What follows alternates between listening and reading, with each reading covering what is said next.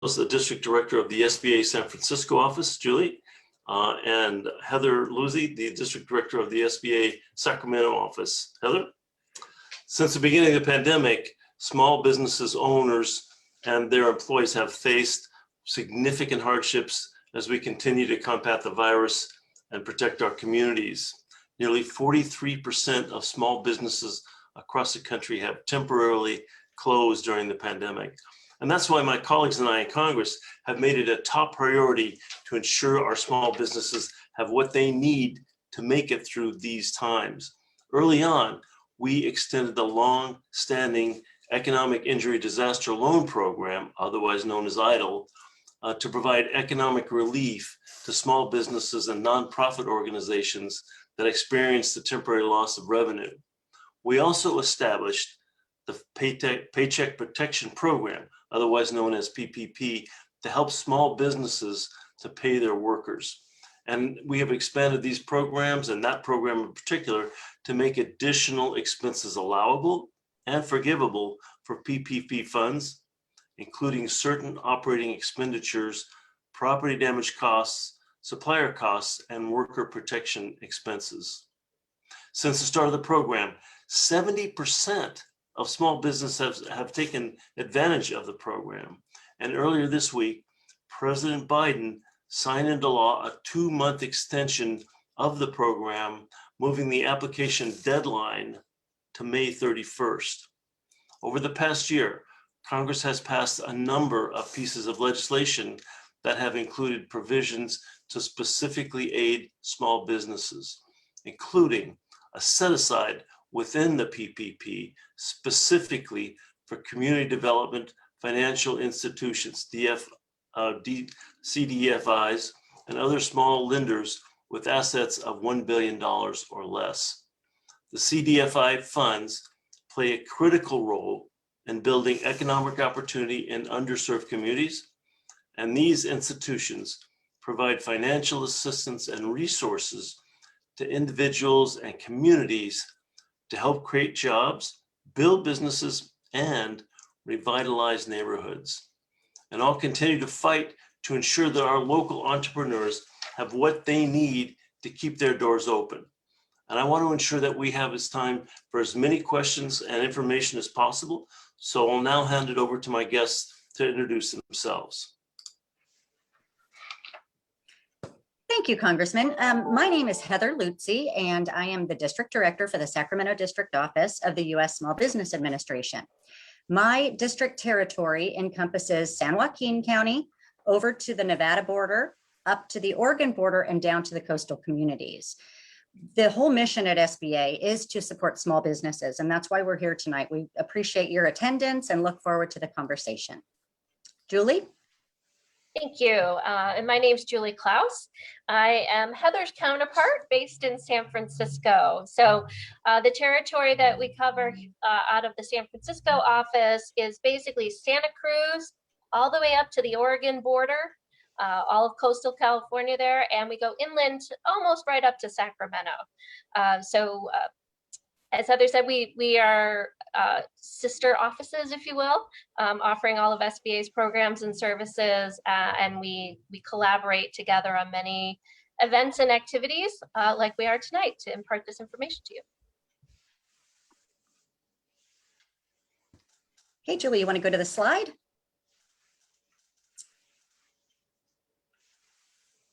So while she's moving the slide forward, if you're not familiar with the U.S. Small Business Administration, we're an agency whose sole focus, again, is on small businesses. The products and services that we offer through SBA are all at no charge to the individual business. I'm sorry, I can't see the screen here, but that's okay.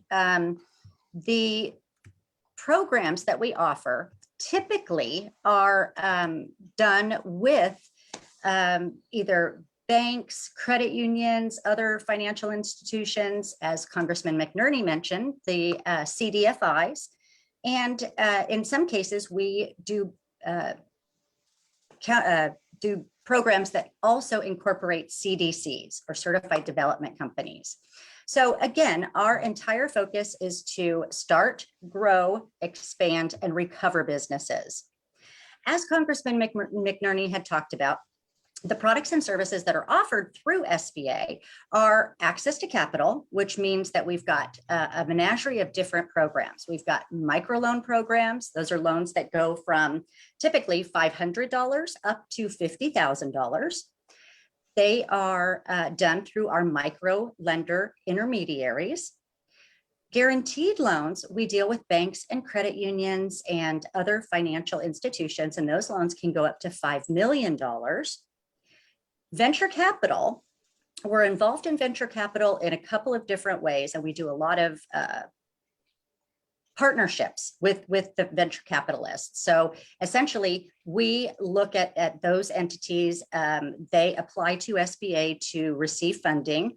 We give them the funding, and then they deploy that funding. So with our guaranteed loan programs, again, we would deal with banks and credit unions, et cetera, and actually they are the ones that provide the financing. So the only time that SBA gets involved is if we are asked to get involved, if perhaps there's some type of a deficiency in the file, let it be collateral, credit issues, something that the bank doesn't necessarily have a comfort level with. Then they ask SBA to step in and we provide the guarantee. We also do surety bond guarantees. So that's very helpful for a lot of companies, especially our contractors. And Julie will go into that in a minute. With respect to the Paycheck Protection Program and the EIDL loans, I just want to make the differentiation here because we get a lot of confusion on these. The Paycheck Protection Program, again, was enacted in 2020. As part of the CARES Act, and that is to assist businesses with their payroll expenses, whether or not they have employees working. So it has kind of a dual purpose. We're trying to assist the businesses and assist the employees while keeping them off of the unemployment rolls. The way that that program actually works, we'll get into a little bit later. But again, it's a bank program. It's an SBA program that's deployed by our banks, and SBA offers 100% guarantee on that. So it really kind of entices the lenders to participate in the program and to offer those loans to their customers. With respect to the EIDL transactions or economic injury disaster loans, those are slightly different, and they're a program that the SBA actually does solely. We do the application process, the underwriting, the funding, and the servicing of those transactions. Julie, you want to start with the government contracting? Or you just want me to go through the list here? Oh, I can jump in there. So we just kind of wanted to give you a flavor for some of the other things. You know, everyone I think knows SBA's PPP, but we have a lot of other things too. And one of those is government contracting, federal contracting. And so if you're a business that's looking for new lines of revenue or ways to pivot, you know, maybe that's an overused word now, but ways to redirect your business, and maybe you've done work with the city or the state, and now you're looking for some new opportunities. Federal government is still spending, and there are some opportunities, and if this might be the time that you want to start exploring that. So just real quickly, the ways that SBA can support small businesses that are looking to break into government contracting is participation in one of our certification programs. We also have lots of resources that are dedicated to working kind of behind the scenes with our sister agencies so that they create contracting opportunities specifically for small businesses. And then we also task the federal agencies with goals. We give them goals that they have to utilize X percentage of small business as part of their overall spend.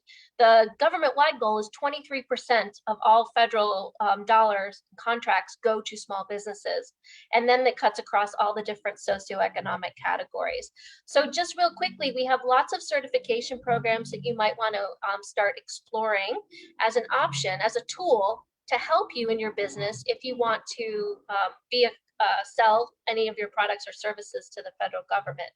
Our 8A business development program is for socially and economically disadvantaged business owners. Our Hub Zone, historically underutilized business zone program, is for businesses that are located in an area of high unemployment and low income. So rather than looking at the ownership of the business, we look at where the business is located to help qualify them. The Women-Owned Small Business Program is now an actual certification program for women that own at least 51% of the business. And service-disabled veteran-owned small business is again for service-disabled veterans owning at least 51% of the business. So this is just to give you a little flavor of the kinds of things we offer. We could spend the next 2 weeks going into greater details. There's a lot to learn in the government contracting space, and we have a lot of resources to help you with that, including, I segue into the next slide, our partners. We have our district offices that are all over the country, but we couldn't do it without the help of our resource partners. You may have heard of some of these organizations, SCORE mentors, small business development centers, women business centers, and veteran business outreach centers. What they all have in common is that they all provide free business advising services to small businesses. And that is, in my opinion, one of the most valuable things that SBA offers, because whether you're a startup and just trying to figure out how you begin and launch your business, or whether you've been in business for 20 years and are looking for new opportunities, there's an advisor that you can work with to help you meet your business goals. They're not going to do the work for you, but they're there to guide you. And in this COVID era, they have been incredibly instrumental in helping businesses apply for the myriad of financial services and other programs that have been out there, not only from SBA, but from the state of California and other ones that pop up. And then they also, will help you with government contracting, whether, you're hiring employees, you need to learn how to better market yourself, to get on social media, whatever your business needs are. Have a resource, one of the resource providers can help you. And now, do we segue into Funding COVID? programs. COVID. So again, the agency, although we've been around since 1953, we're longstanding, had the same mission for all the years since its inception. We were able to pivot, as I was telling the congressman before we got online, within a 6-day time frame and create the Paycheck Protection Program after the CARES Act was enacted. That being said, there's been a couple of iterations of the Paycheck Protection Program, but just to give you kind of a broad overview, as it stands now, it requires that the recipient of that PPP program utilize at least 60% on payroll expenditures. And then the other 40% can be utilized towards other operating costs. Could be something like rent, utilities, a menagerie of different items. But as long as that 60% is met, then the other 40 can be utilized differently. When that 60% is met, the entire 100% of the loan is forgiven. So that's really critical in these times to make certain that the program is utilized as it was meant. We've had businesses that unfortunately have not utilized that 60% threshold, and they then will have to work with their lending institution, and the rate then becomes a 1% interest rate over a 5-year time frame.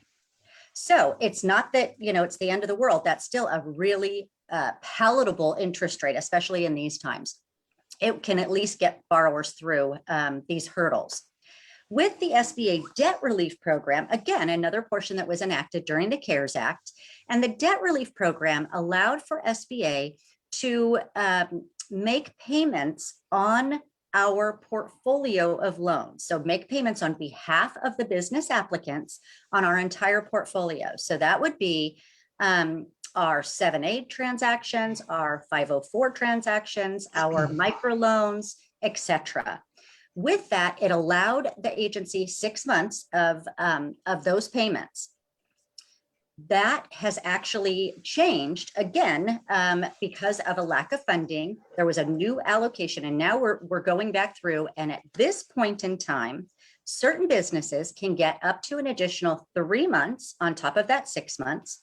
But new businesses that are coming in will only get 3 months. The other benefit of new SBA lending through the debt relief program is that there are no fees incorporated in the loans. So all of those fees are absorbed again through the funding that's been allocated to the debt relief, which is Section 1112 of the CARES Act. We get over to the grant programs, and these are a little bit different. I know that Julie is going to talk about the grant programs, but I do want to touch on the economic injury disaster loan before she gets into the grant portion of this. The economic injury disaster loan is just that, it's a loan. And again, SBA is the facilitator of that loan. The transaction carries a 3.75% interest rate over a 30-year term for profit entities and a 2.75% interest rate for not-for-profit businesses, again, over a 30-year term. With these programs, the EIDL program in particular, the agency announced, I believe it was just at the beginning of last week, we had already put in a period where no payments were due. There was a deferment, and the deferment was previously 12 months. Now we have changed that, and for all of the EIDL transactions or economic injury disaster loans that were done in 2020, they are now getting a 24-month deferment period, and any that are done in 2021 will get an 18-month deferment period. So that again is just another benefit from the tax dollars that the agency utilizes for these programs. I'm going to go ahead and let Julie take over the grant programs. And there we go. Okay, so SBA is not known for being a grant-making organization, but we have been authorized through the last two pieces of legislation to provide some grant programs to the small business community. And the first one I want to talk about is the Targeted EIDL Advance. This, if you remember the EIDL Advance from this past summer, this is not the same program. I call it maybe a sister or a cousin of that program. It is really a new program. It does have its own eligibility criteria, which include the business being located in a low-income community, and we have a mapping tool to help you figure that out. And then also demonstrating percent revenue loss between 2019 and 2020, so 30% revenue reduction. And also the business cannot have more than 300 employees. If this program is not an open to all to apply right now, the way the legislation was drafted, it provided two priority groups.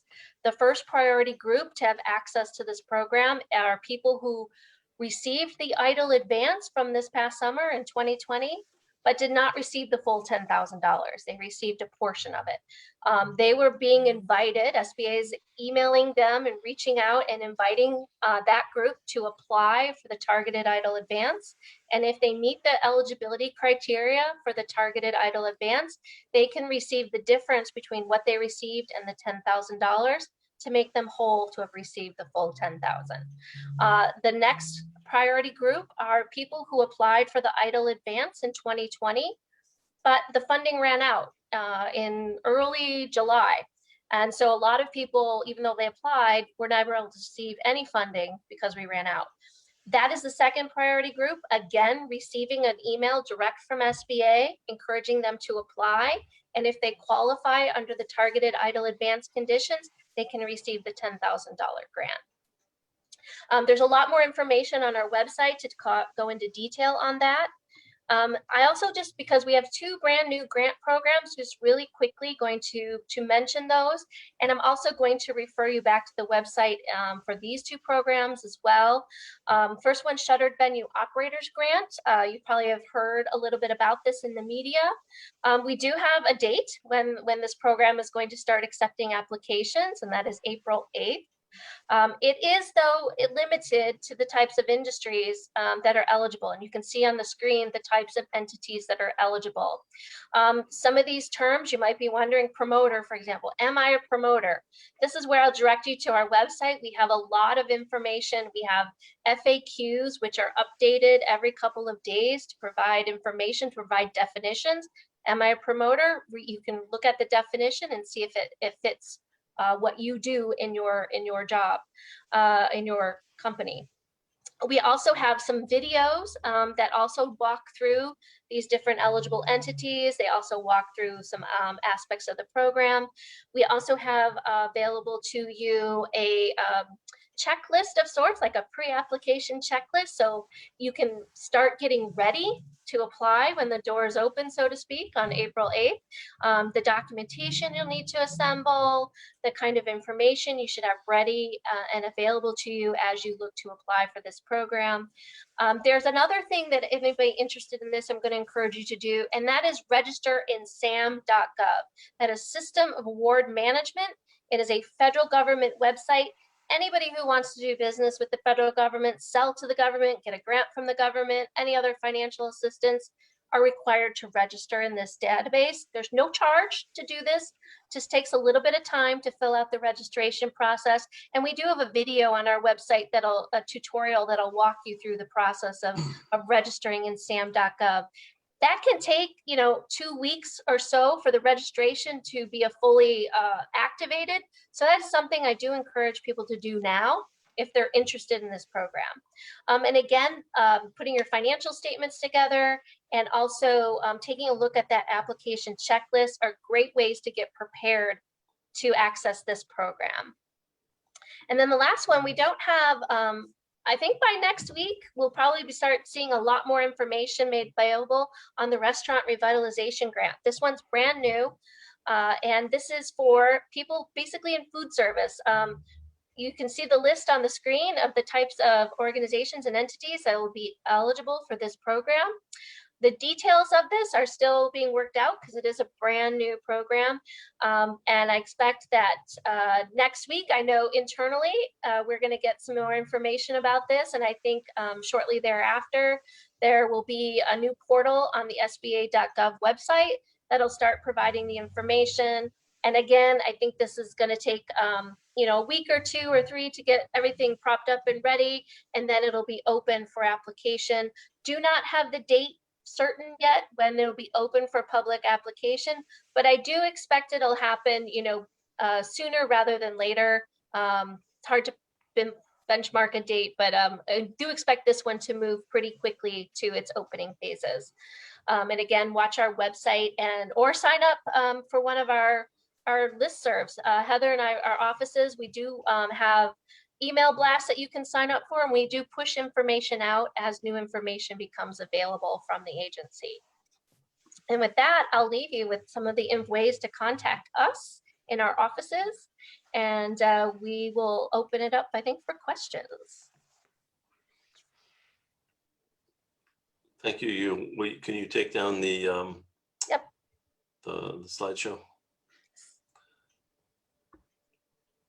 Thank you. Well, that was pretty informative. I know there's a lot of programs. When I was in business before I got into Congress, I went through the SBA a couple of times, and it looks like it's gotten more responsive. So that's really good. I do have a number of questions that we received before the event. We notified the communities in my district that we were going to have an event, and so an SBA event. So here's some of the questions. And the first one is from Vicky in Antioch. How many grant programs are still available? Are all of them still available? So yes, pretty much every program is operating in some capacity right now, with the exception of the Shuttered Venue Operators Grant, which will launch on April 8th. And then the Restaurant Revitalization Grant, which we don't have the official launch date yet.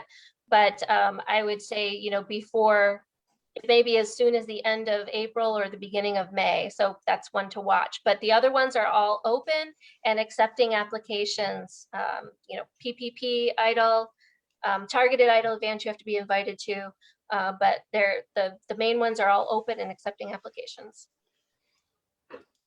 Thanks, Julie. The next question comes from Burton in Antioch. What help is available for small business owners a small business owner who is keeping his or her business open, but is not making any profit? If the business is closed, that will probably never be able to reopen? So if you don't mind, I'll take that one.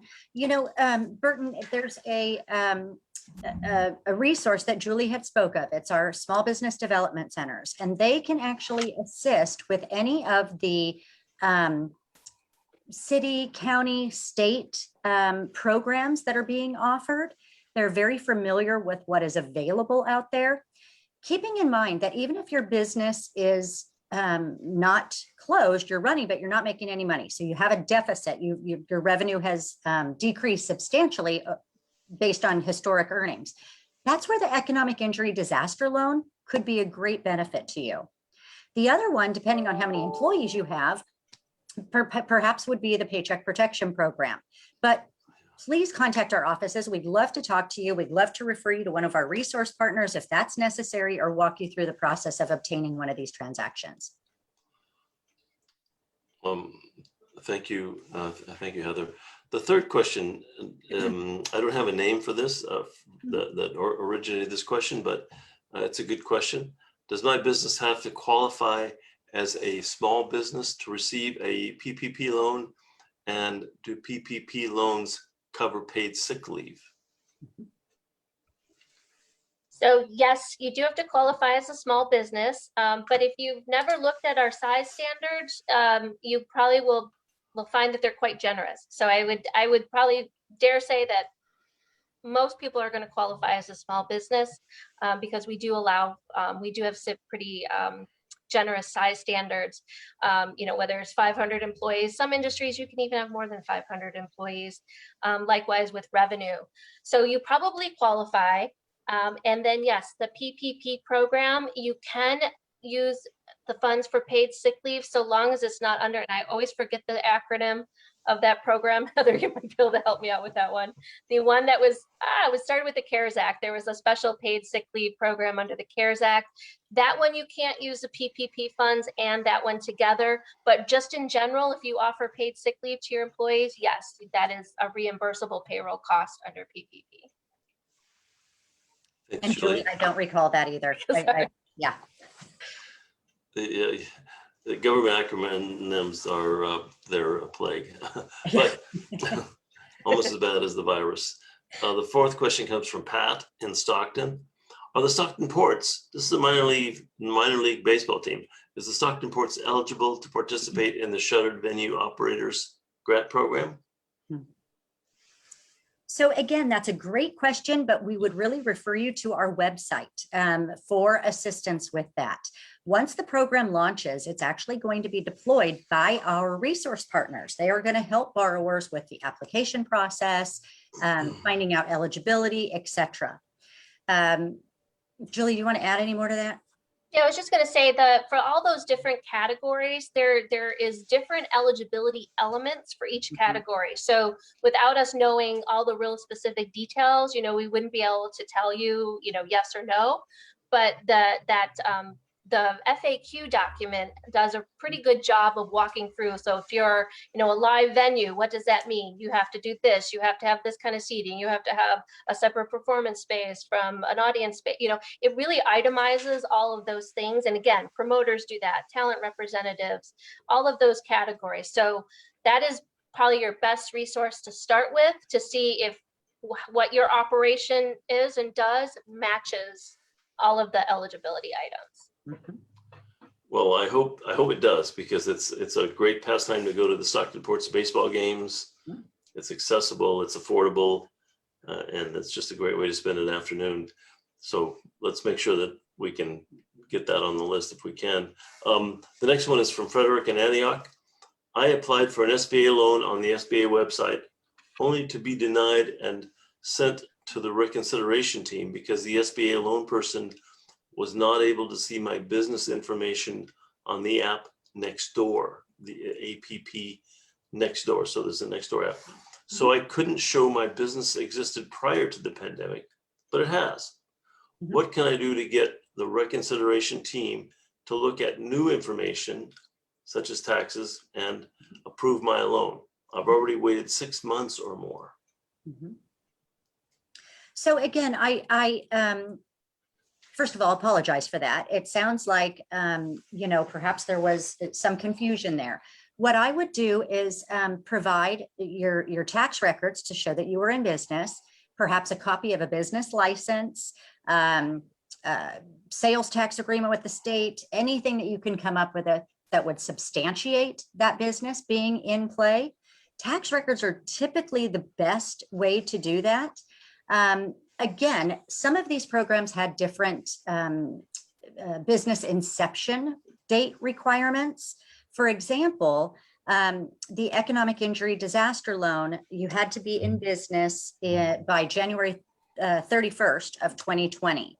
But the Paycheck Protection Program allowed you to be in business up through February 15th of 2020. So as long as those types of requirements are met and we can document that, we can go back to the PDC reconsideration desk and assist you with following up with those documents. Yeah, and I think, you know, I think it is, you know, not a happy moment to get that letter. It says you've been declined, but most cases that decline letter is not fatal. It is something that it just means really SBA needed additional information or issues to clarify. And so this is the opportunity to do that. And please reach out to, you know, one of our offices, because we'd be happy to take a look at what your decline letter says with the reason that it gives, and make sure that you're providing all of the documentation that we think you should provide so that it will have that second look and be reevaluated. Good, thank you. I'm getting messages from people that would like to know what the website is called again. www.sba.gov.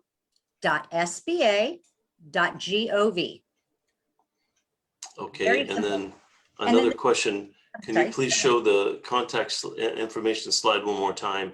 They didn't have time to take down the information that was displayed. Sure, I'm happy to put that back up right now if you'd like. And then we're happy if you guys want to share this information with the people who are attending.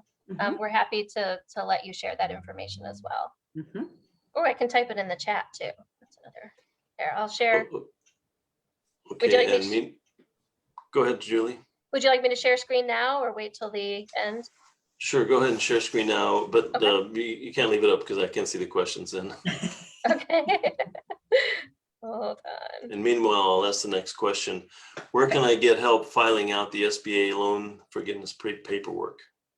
So with the loan forgiveness paperwork with the Paycheck Protection Program, you should be able to get assistance directly through the lending institution that facilitated the transaction. With that being said, we have gotten some feedback that there are some lenders that have just been overwhelmed with the volume of transactions, and they're not able to give that, you know, hand by hand assistance that perhaps may be needed. That's really where our resource partners can come in as a valuable asset. Our small business development centers, our women's business centers, our veterans business outreach centers, and our SCORE mentors and volunteers. They can all assist with gathering or helping you gather that documentation. As another option, the district offices can help as well, but most of the time we will tell you to try to go back to the lender that facilitated the transaction. Please keep in mind that even though the loan is 100% forgiven, the lender first and foremost has to buy off on that forgiveness. So they have to understand where those funds were spent and making certain that they met the threshold requirements set forth with the Paycheck Protection Program loan. Once that lender has accumulated or compiled that information, they then can submit it to SBA. Well, the lender actually has 60 days to review that information from the time that you submit it to them. From that point forward, the lender submits it to SBA, and then SBA will do a cursory review of that before they allow the lender to forgive that loan. So there is a process involved in it, but I can't stress enough that your lending institution and our resource partners are a perfect avenue for assistance with that. Thanks, Heather. Sure. Julie, could you remove the slide now? Sure. Okay, the next question is from Mark in Lodi. I applied for an EIDL loan in March of 2020, and 1 year later, I still can't get approved because the IRS is so behind. They can post tax returns timely. Why can't the SBA offer an alternative method of business operation verification so I can get this help that's so desperately needed? Well, again, my perception, obviously, the IRS is backlogged as well. We understand that there has been a delay in processing those returns. What option you do have is, again, to show with respect, I'm so sorry, with respect to your business being incepted, the lovely parts of working at home. I'll take over for Heather. So, so one of the things, yeah, is to, if you have the tax return you submitted, I would definitely send that in. And then also we can try to do a verification with the IRS. Seeing why yours is backed up. I do believe some businesses, or as a business owner, you can look on the IRS to see if your transcript is available. But if it's not for some reason, I think that's part of the explanation that we can give to our loans, loan officers and the PDC, which is just our jargon for where these loans are processed, and provide that explanation. But again, this is a great time when I would say do reach out to us in the district office so that we can kind of make sure that you're getting the right documentation in, and we can help you make sure that everything is packaged up so that it is going to be responsive to the things that SBA needs to see in order to finish working on that loan application and rendering the final decision, which we hope is funded. Thanks, Julie. This is from Venkatesh. We have been sanctioned $500 under the EIDL loan. Can we get an additional loan under EIDL? We are a marketplace for airport parking. Oh, you're still muted, Heather. Yeah, oh. I got it. Thank you. I was just going to say, so with respect to you, I'm sorry, but I thought you said they've been sanctioned $500 for the EIDL loan. That's what I see here. Sanctioned. Yeah, I'm not quite sure what that means, but perhaps they were approved for $500, which sounds extremely low. I think we would need some more information on that. Any business that is in operation, even a parking lot, is, as long as they're licensed, is a business, and we can take a peek at those transactions. So that one we might have to take that one offline. But I will say that there is going to be made available a process for people who have received EIDL funds and maybe received the $150,000, which was the cap, or lesser amount. SBA is now approving loans up to $500,000, and we will be setting out a process for people who have a loan and are looking to add additional funding to that, apply for additional funding. So I would say if that's the category that you're in, please watch our website and stay tuned, because I'm hoping next week or the week after we will actually be able to talk about what that process looks like and how you can make a request for additional funding if you've already received, your first EIDL loan. Thank you. The next question is Rich in Stockton. I'm an independent contractor and applied for an EIDL loan. Previously, I applied for an EIDL loan previously, but did not accept it because I was able to find work. I'm now unemployed and would like to know if I can still accept the EIDL loan that was granted to me earlier. So again, I think that really is dependent on whether he has closed the business. If it's a closed business, then that creates another challenge. But with respect to not accepting the EIDL loan initially, we've had several borrowers that have been in that position and thought, well, they didn't want to take the loan.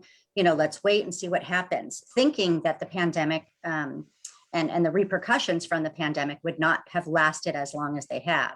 In those particular cases, you can reach back to SBA and go through the email, which is PDC recons with an S @sba.gov, and ask for a reconsideration or that your loan be reactivated.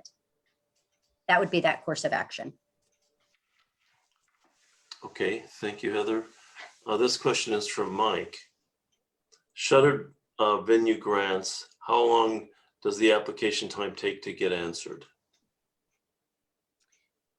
Since this is the first time we're offering this program, I'm not sure how long it's going to take to review each application. The one thing I would read through the website as well, when the portal opens on April 8th, anybody is eligible to apply, but we do have prioritization periods of how these applications are going to be processed.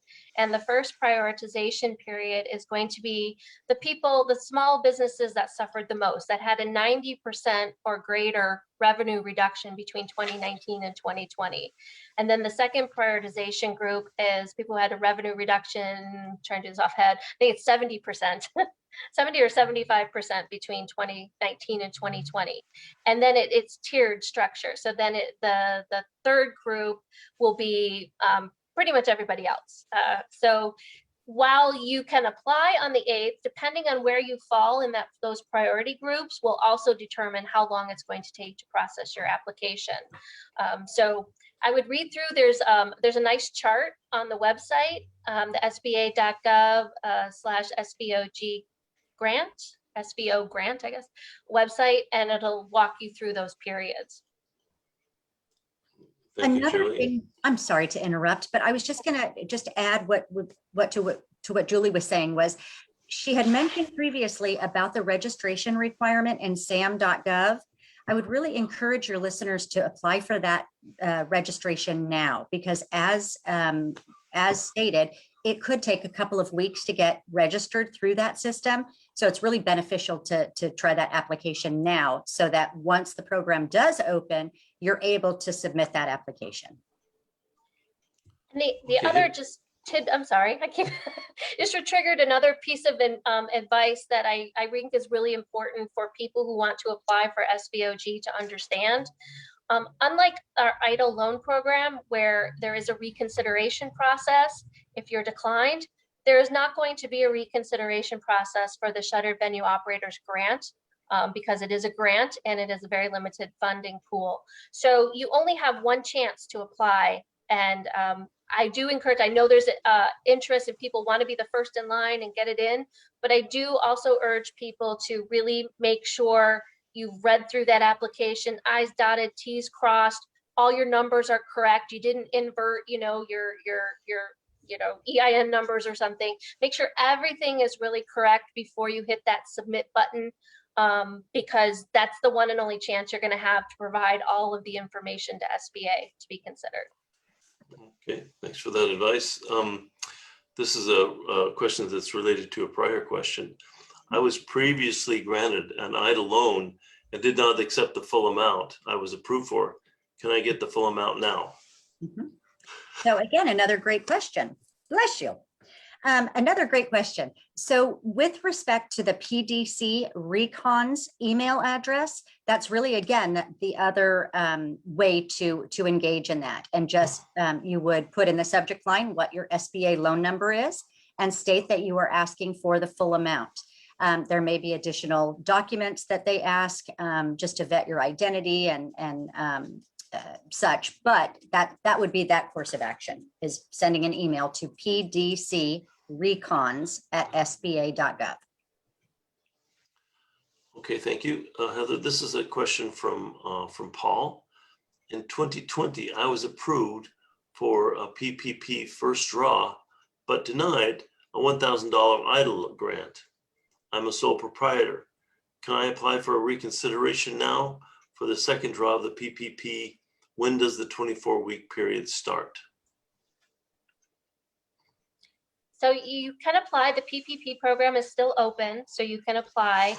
The 24-week is what we call covered period, and it actually ranges anywhere from 8 weeks to 24 weeks. You get to choose, and that simply refers to the period of time to spend the funds. So after you apply, you are approved, and the loan or the bank disperses the money to you, disperses the funds, that starts your clock on this covered period. And so for the next 8, 24, or somewhere in between weeks is how much time you have to spend the proceeds of that loan. Okay, thank you, Julie. This is from RC in Stockton. How will you regulate or have banks show accountability on fair funding towards smaller businesses interested in relief? At the beginning of the PPP and SBA loans, banks were shuffling applicants. Some of this never got a chance to get funds. How can we trust this process? You know, quite honestly, if you're not getting satisfaction at the bank that you had applied at, go to another bank. We've heard feedback with respect to some lenders out there, and it's very unfortunate. But again, you are the customer. These are your funds. You should have a relationship with your banking institution. But if they're not willing to move forward with a transaction for you, then go to another bank, community banks, credit unions, something along those lines where you get that personalized treatment. Again, there was an enormous amount of applications that came in through that Paycheck Protection Program.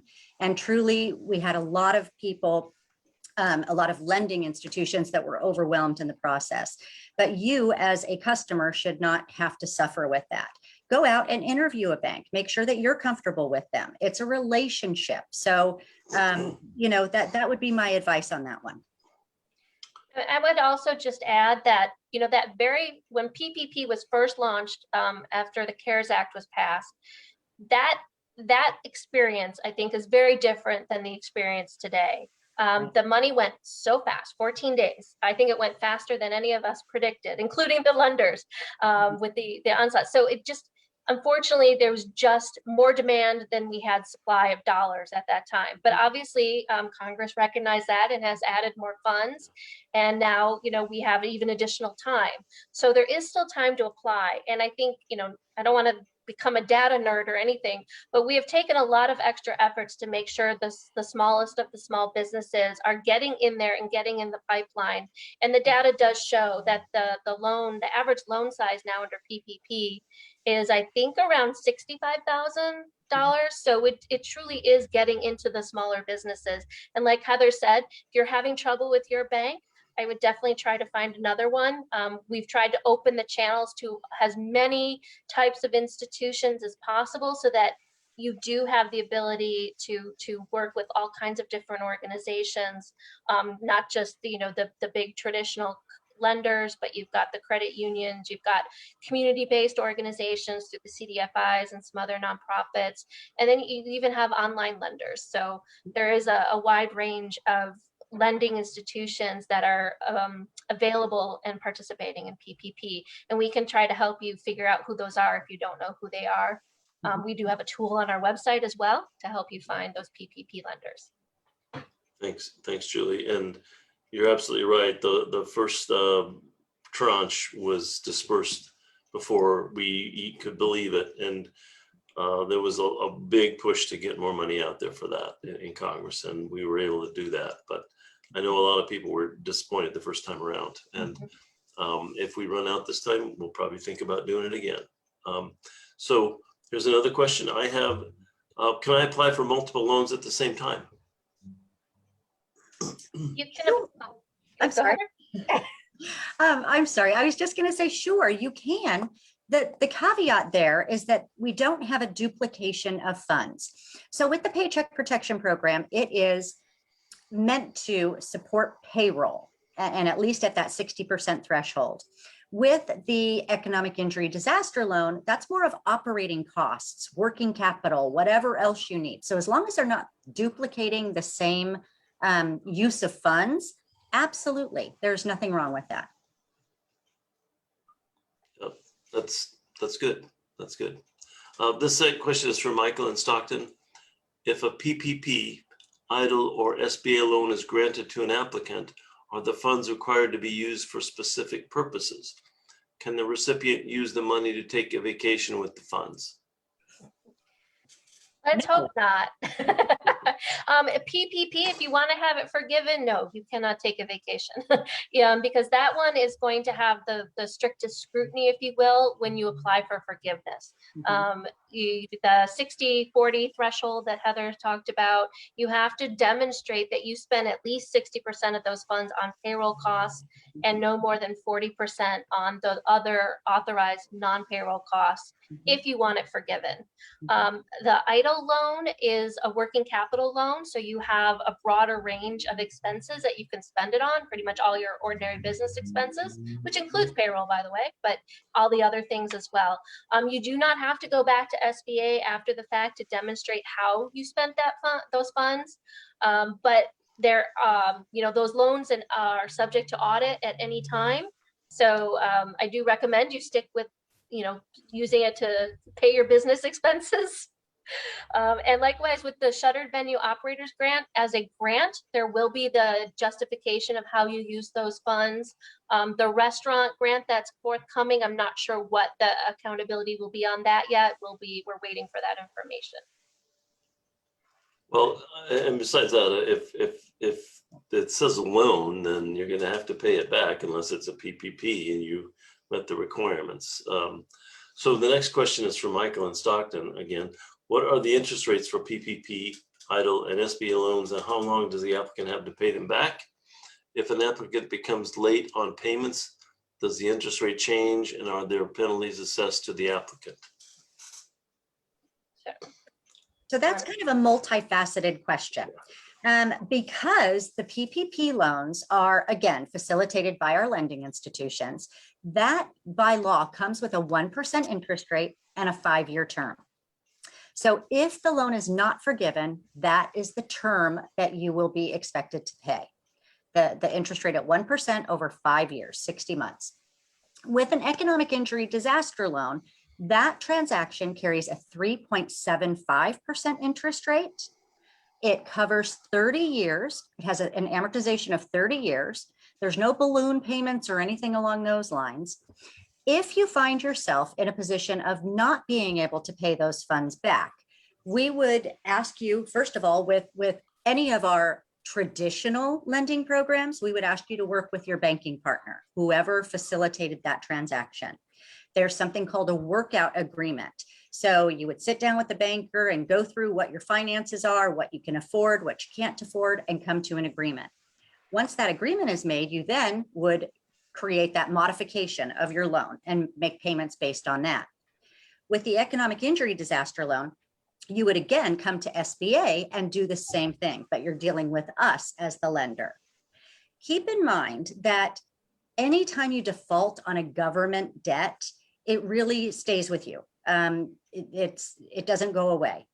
Some of the loan programs that we have, or the processes that we have, if a loan defaults and it's not made whole, if the borrower walks away and there isn't enough collateral to secure or cover that loan amount, we do refer those loans to the Treasury. So just keep that in mind. They're still very, very fair interest rates, great terms, and we have to be prudent with our taxpayer dollars.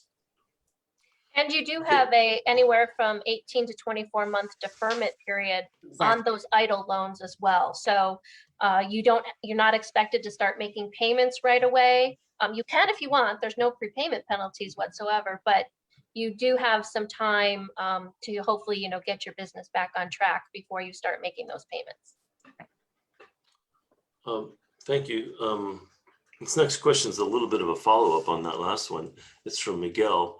Are you saying that someone can take a PPP loan, knowingly spend it on personal family vacation, and only have to pay single-digit interest rate?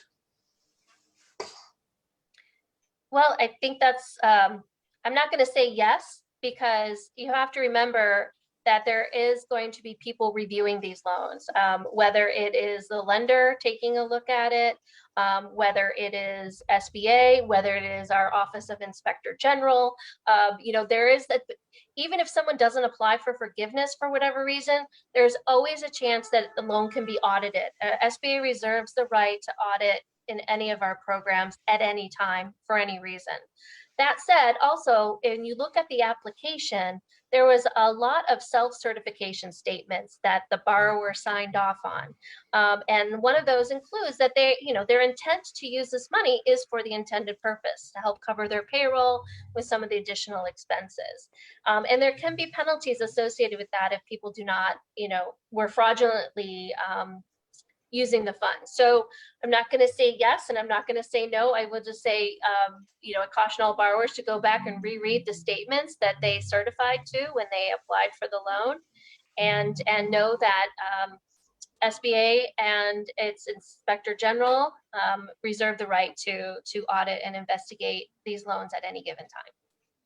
And I would also add to that too. If there are folks out there that are trying to obtain loans to go on vacation, think about your neighbor business. Think about perhaps they don't have the opportunity to get the funding that they need to survive or to make their payroll because these funds were not spent appropriately. So, again, to Julie's point, they could be audited at any time for any reason. So we'll leave it at that. So my own follow-up, if you do try something like that and you get audited and caught, what do the penalties look like? I don't remember the exact USC section off the top of my head, but there definitely can be penalties for perjury or for other things, because you do have self-certification statements. So I'd have to go back and look at the exact clauses that are triggered through this, but yeah. Okay, thank you. The next question is from Lisa. She says, I missed the grant for the idle, and I understand I will be contacted for a new one.